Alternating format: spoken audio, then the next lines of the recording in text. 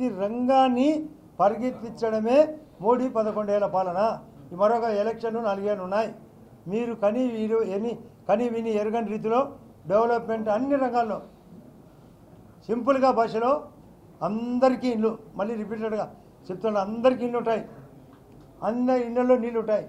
టౌన్లో కానీ పట్టణంలో కానీ కరెంట్ అందరికీ ఉంటుంది, గ్యాస్ అందరికీ ఉంటుంది, రేషన్ కార్డు అందరికీ ఉంటుంది. 5 కేజీలు బియ్యంలో కూడా నాణ్యతైన బియ్యం. అది కూడా ఈ రాష్ట్ర ప్రభుత్వం ఏం చేసింది, 1వ తేదీ నుంచి గత పద్ధతిలోనే 15 రోజుల పాటు డీలర్ ఇంటికాడ.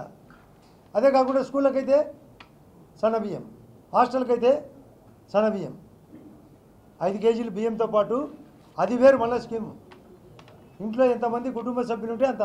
ఈ దేశంలో 142 కోట్ల కుటుంబాలు, 142 కోట్ల జనాభా ఉంటే 82 కోట్ల మందికి బియ్యం ఉచితం.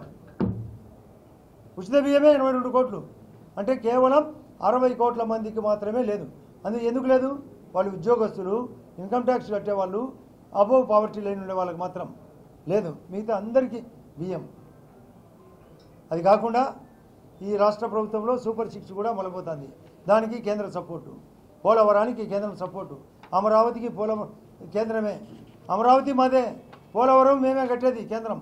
అది కాకుండా రైల్వే జోన్, అది కూడా కేంద్రం వైజాగ్ రైల్వే జోన్ ప్రకటించింది, దానికి ఆఫీసర్ను ప్రకటించారు. అదే కాకుండా వైజాగ్ స్టీల్ ఫ్యాక్టరీ, దానికి 12,000 కోట్లు సపోర్టు. అదే కాకుండా మన కొప్పర్తికి 2,500 కోట్లు గవర్నమెంట్ ఫస్ట్ దశలో క్లస్టర్ కింద. ఓర్వగల్లుకు మరొక అది కర్నూలు దగ్గర ఉండే ఓర్వగల్లుకు 2,500 కోట్లు. అంటే అట్లా క్లస్టర్లు కూడా పెంచాలా.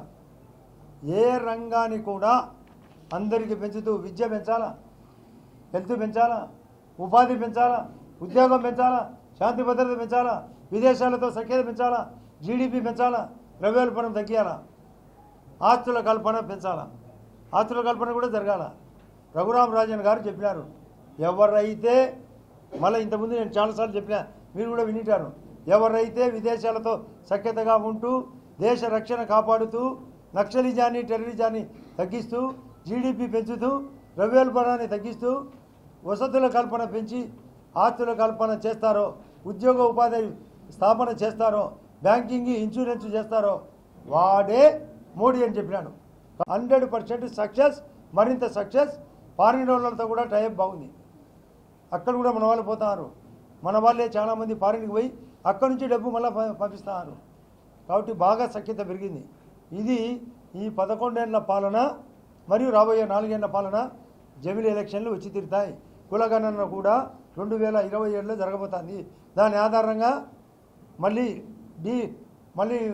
ఏది అసెంబ్లీలు ఎంపీల స్థానాలు పెరగబోతున్నాయి. సంఖ్యాపరంగా డీలిమిటేషన్ అంటారు దాన్ని, డీలిమిటేషన్ కూడా జరగబోతుంది. మన జిల్లాలో కూడా 2 స్థానాలు పెరుగుతాయి. ఏది అసెంబ్లీల స్థానాలు.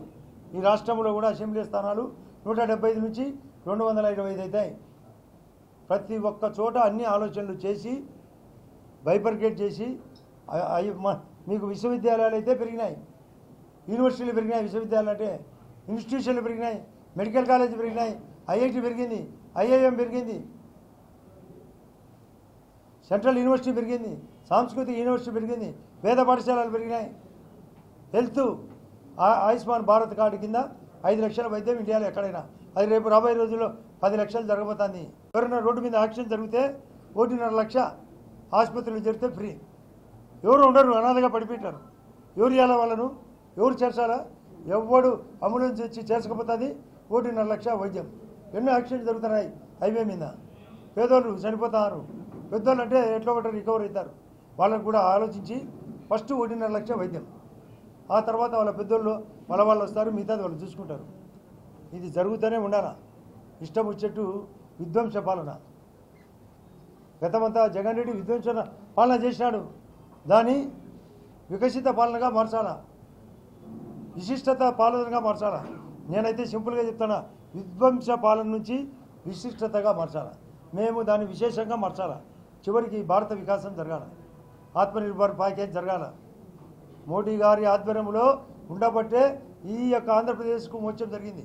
అదే పక్కన తెలంగాణ, ఆ పక్కన కర్ణాటక, ఆ పక్కన తమిళనాడు, అక్కడ లేదు మోక్షం. డబల్ ఇంజన్ అవసరం, మేము అవసరం, మా పార్టీ అవసరం, మా మోడీ గారు అవసరం. ఇది మా ఉద్దేశం. మేము చేయాల్సినంత చేసేదానికి ఒక గొప్ప నాయకత్వం, ఆలోచన విధానం. యుద్ధంది కూడా మళ్ళీ చెప్తున్నా, యుద్ధంలో కూడా పైచేయి. వాళ్ళు అరిచి గీపెట్టినా, వాళ్ళు తలకిందులైనా ప్రతిపక్షం ఒప్పుకోదు. ఇది ప్రధాన ఉద్దేశం. 11 ఏళ్ళ పన్న మీరు ఏమన్నా పర్సన్ ఉంటే అడగండి. అసలు అది ఉద్దేశం ఏమంటే, నేను ఆలోచన చేసిన అతని యొక్క ఆలోచన ఏమంటే అమరావతి కట్టేదే తనకి ఇష్టం లేదు.